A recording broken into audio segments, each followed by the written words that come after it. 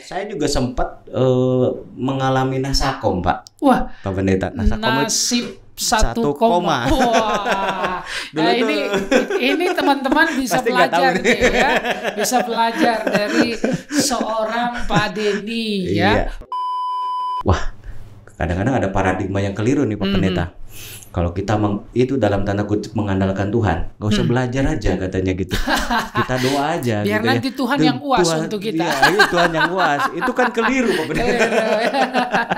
Enak Gitu. aja Tuhan Enak bilang aja. siapa yang sekolah, siapa yang dibikin susah ya. Nah itu gitu kadang-kadang.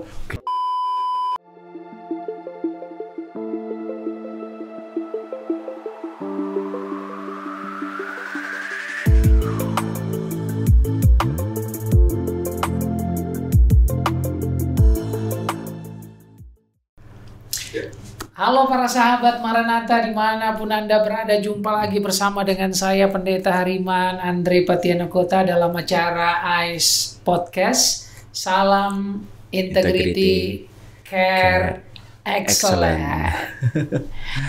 Kembali saya kedatangan tamu spesial, masih dengan Pak Denny, ya, Iya. Dr. Denny.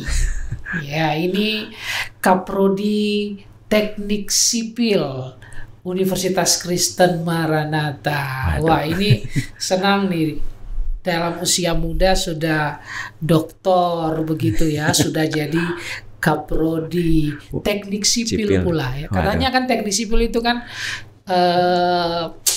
salah satu program studi yang sulit. Gitu. Bahkan katanya kalau studi di situ lulusnya pasti lama ya. Mudah masuk gampang susah keluar. Oh, mudah masuk susah keluar. Itu mitos atau benar sih? Ya apa namanya, kalau dibilang iya, kadang ada yang mengamini iya gitu. Iya itu ada juga, tapi ada juga yang cepat ya di kami itu bahkan sampai 3,5 tahun banyak tuh lulusannya. Oh, 3,5 tahun Pak Pendeta. jadi tergantung keyakinan. Betul. Ya, tergantung usaha, Tergantung keyakinan usaha. dan usaha. Kalau diaminkan masuknya gampang, keluarnya susah, lalu mau berlama-lama ya pasti jadinya lama lulusnya ya. Betul. Tapi kalau usahanya keras, belajarnya bagus, pasti lulusnya Pasti. ya cepat-cepat aja ya. Ada yang Betul. 3,5 tahun ya. 3,5 tahun. Nah, kalau Pak Denny sendiri dulu berapa tahun lulusnya? Wah, ini kalau ditanya begitu, pengalaman saya cukup panjang sebetulnya di sini. Itu saya tahun 98, lalu saya akhirnya lulusnya itu sekitar 4,5 tahun. 4 tahun setengah. Padahal harusnya 3,5 tahun bisa lolos ya. Dulu sih masih 4 tahun. Oh, dulu 4 tahun. 4 tahun. Dulu 4 tahun. Terus Berarti kelebihan setengah tahun. ya, atau mungkin saya terlalu banyak disayang dosen kali ya. Apa sih yang bikin Pak Denny jadi lama lulus? Iya, sebetulnya yang pertama itu memang saya waktu dulu itu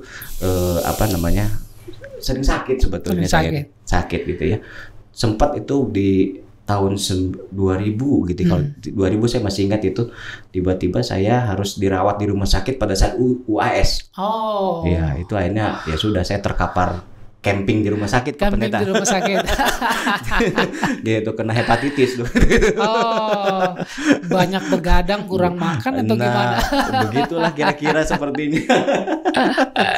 Ya, saya juga sempat mengalami nasakom, Pak. Wah, Pak Pendeta, nasakom nasib 1 koma. Wah, nah, ini teman-teman bisa Pasti nggak tahu belajar nih. nih ya, bisa belajar dari seorang Pak Denny ya. Iya.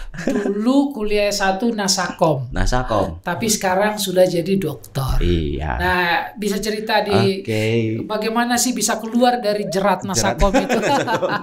Kalau kami itu dulu pada saat kuliah itu ditanya IPK-nya IPK Rotring atau nasakom katanya. Rotring itu 0, Pak Pendeta. Oh, Dulu tuh lebih Rotring, parah lagi. Lebih parah lagi. Rotring, kalau nasakom itu nasib 1, gitu ya. Ya memang kita kadang gini, euforia awalnya itu dari pakai seragam putih abu-abu, tiba-tiba jadi bebas. Nah itu kadang-kadang juga menjadi euforia tersendiri itu berapa semester gitu ya bisa mengalami seperti itu ya. Nah lama-lama wah kalau dulu kan kita diatur jadwal sekolah itu kan SMA kan teratur semua ya gitu ya keluarnya terus di dalam satu sekolah gitu ya. Saat kita kuliah kan kadang-kadang bisa kita sendiri yang mengatur ya gitu. Di situ memang timbul apa namanya wah saya freedom gitu loh, saya bebas gitu ya. Tapi ya itu tidak patut dicontoh ya sebetulnya gitu ya.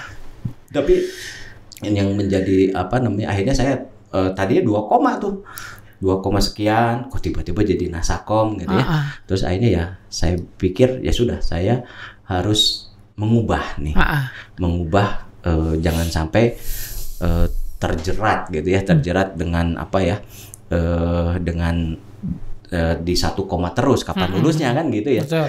Nah lalu akhirnya bangkit lah gitu ya, mulai coba saya belajar dengan apa ya, dengan lebih lagi. Ya dulu saya punya sahabat-sahabat yang luar biasa sebetulnya ya. Kebetulan dulu juga sahabat saya itu jadi dosen juga. Jadi kami sama satu angkatan. Satu angkatan. Sekarang jadi dosen sama-sama. Tapi sudah dipanggil Tuhan.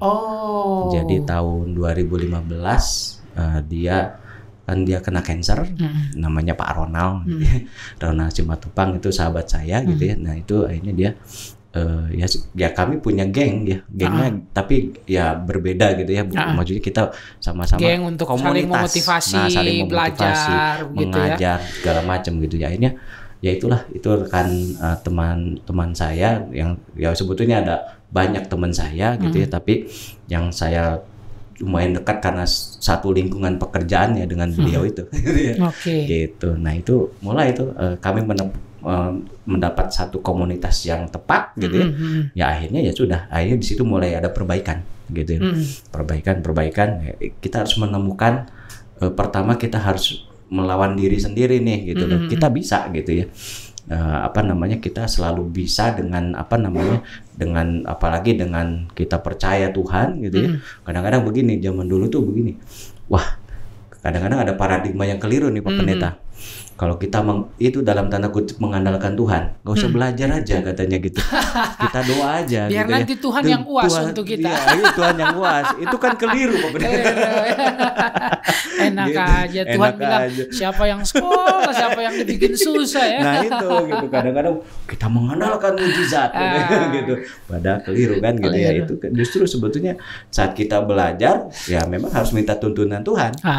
Belajar akhirnya kita dibukakan satu hal yang baru. Kalau nggak bisa tanya kiri kanan. Bukan saat ujian tanya kiri kanannya gitu. Bukan saat ujian. Tanya kiri kanan itu akhirnya kita belajar bersama, berkomunitas gitu ya, dan akhirnya bisa terbangun. Terbangun. Setelah saya lulus S1 malah keterusan. Iya, keterusan. Ambil S2. Ambil S1 di Maranatha, ambil S2 di Unpar. Iya, terus habis gitu malah terjebak, saya nggak keluar dari Maranatha Pak Pendeta. Ya kan, akhirnya saya tergabung menjadi dosen di Maranatha. Ada kesempatan untuk studi lanjut. Ya dilanjutkan lagi gitu. Lanjutkan lagi di ITB. Jadi ini menarik sekali ya teman-teman, dari seorang mahasiswa dengan IPK 1, ya nasakom dulu dibilang, nasib 1, tapi kemudian bisa bangkit. Ya, ada motivasi dari dalam diri untuk memperbaiki pola belajar yang salah, kebebasan yang salah digunakan. Betul. Nah, dipakai dengan baik ya. Jadi memang pertama-tama itu kayaknya memang harus ada semangat, betul, motivasi dari dalam diri, dari dalam diri kita. Lalu kemudian tadi temukan teman komunitas yang tepat ya. Betul. Jadi kalau punya geng itu boleh aja, tapi jangan geng yang nongkrong nggak perlu ya, yang nggak produktif, tapi teman nongkrong yang produktif, bisa belajar bareng dan seterusnya ya. Dan itu kalau dosen-dosennya sendiri gimana waktu itu Pak Denny? Dosen-dosen dulu berbeda dengan sekarang ya. Dulu itu ya apa namanya ya dosen itu satu arah kan. Dia yang paling dia yang paling tahu, iya, paling tahu segala macam ya, itu beda ya. Tapi sekarang kan dosen juga sudah mulai berubah gitu ya, menjadi teman gitu ya. Itu ya memang yang seperti itu gitu. Kalau dulu kan mungkin masih terbawa dengan apa namanya, zaman kolonialisme mungkin gitu ya. Tapi saat ini ya kita menjadi partner gitu ya. Nah itu berbeda gitu. Kalau saat sekarang kita dosen pun ya memang ya ada yang begitu juga ada ya, tapi ya itu mungkin stylenya seperti itu. Tapi kalau nggak ada yang begitu juga nggak seru ya. Kita jadi nggak ada yang galak-galakin. Nggak ada yang galak-galakin. Kadang kan orang suka gitu ya, digalakin dulu baru ya. Betul. Kalau disahabatin malah lama-lama enggak ini juga. Iya betul ya, kita punya kita bahaya kok, jadi ya udah biarin aja, kita nggak jadi nggak belajar, pikirnya nanti dapat nilai yang gratis aja. Itu juga salah ya. Betul. Jadi Pak Denny sendiri sebagai seorang yang pernah punya nasib 1 koma. Nah, ketika Pak Denny jadi dosen, ketika berhadapan dengan mahasiswa-mahasiswi yang mungkin punya nasib yang sama. Gitu. Apa yang Pak Den lakukan saat ini untuk mereka? Kebetulan saya juga berlatihnya di ini jadi dosen wali, Pak. Dosen wali. Memang tidak mudah untuk kadang ya seperti konseling ya mungkin ya gitu ya. Jadi tidak mudah dosen wali itu bisa ya anak-anak itu terbuka ke kita, gitu ya. Nah, ya pertama kadang-kadang saya membuka diri dulu buat mereka, gitu ya. Tapi kadang-kadang ada yang masih belajar nih Pak Pendeta, saya juga ada yang bisa berhasil ataupun ada juga yang nggak bisa sama sekali, gitu ya. Jadi kalau saya sih biasanya memang selalu mengasihani juga gitu yang nilai-nilainya kecil atau bagaimana. Saya selalu tanya, kamu ada masalah apa? Tapi kalau kita tanya, kamu masalahnya apa sih? Pasti nggak akan keluar tuh. Ya. Kalau ini biasanya kita harus yang ngelonin lah ya gitu ya. Bagaimana, kenapa sih kita harus kadang-kadang harus harus ketemu mereka dan seterusnya gitu ya. Tapi ya memang itulah mungkin pertama ya kita harus mengenal mereka tuh kadang-kadang kan berbeda antara zaman saya kuliah dengan anak-anak sekarang, gitu ya. Kalau dulu saya kalau dibilang kecanduan game gitu ya, itu bukan game online, gamenya game komputer biasa gitu. Gitu. Sekarang kan game online itu juga banyak, salah satunya yang terjerat di situ juga. Di situ juga ya, betul. Saya pernah menghadapi salah satu mahasiswa yang begitu juga ya, kecanduan game online. Tapi ya ini yang kita perlu perbanyak ya, dosen seperti Pak Denny yang memang punya hati juga ya untuk mau memperhatikan mahasiswa, mahasiswi yang mungkin punya rekam akademik yang masih kurang bagus. Tapi tadi kalau kita lihat dari pengalaman Pak Denny, kita masih bisa bangkit, kita masih bisa berjuang, memperbaiki, dan yang penting adalah motivasi dari dalam diri. Betul. Temukan teman yang produktif, yang mau membantu kita, dan jangan malu bertanya ya. Betul, jangan malu bertanya. Ke dosen. Itu gitu salah satu yang ada dalam diri saya. Kalau saya nggak tahu, saya pasti bertanya. Gitu, bertanya pasti. Waktu kalau misalnya waktu saya kuliah S3 pun sama. Dikatakan babak belur ya. Semua juga pasti mengalami kalau namanya S3 itu seperti itu gitu. Saat kita nggak bisa, itu jangan berdiam diri. Jangan berdiam diri ya. Kalau kami di ITB itu S3 itu dibuat satu ruangan, Pak.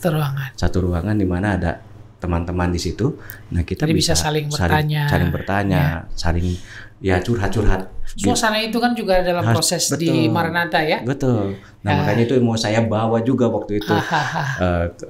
Mungkin Pak Pendeta juga pernah dengar cerita, saya ingin kumpulkan. Kalau yang ini silahkan di situ, yang tugas akhir atau skripsi gitu ya. Ayo bangun sama-sama gitu ya. Yang penting nggak saling copy paste. Iya, nggak saling copy paste.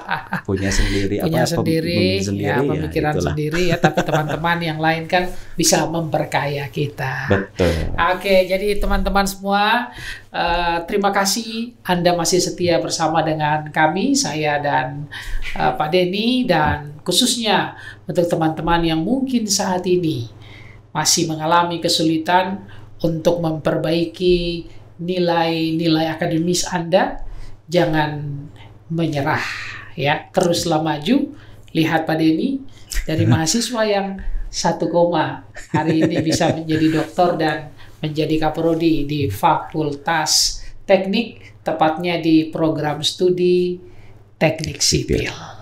Jadi kalau Anda mau belajar langsung dari Pak Denny, silakan. Silakan. Ya, oke. Terima kasih banyak Pak Denny. Sama-sama Pak. Ya, salam AS, Integrity, Care, Excellence.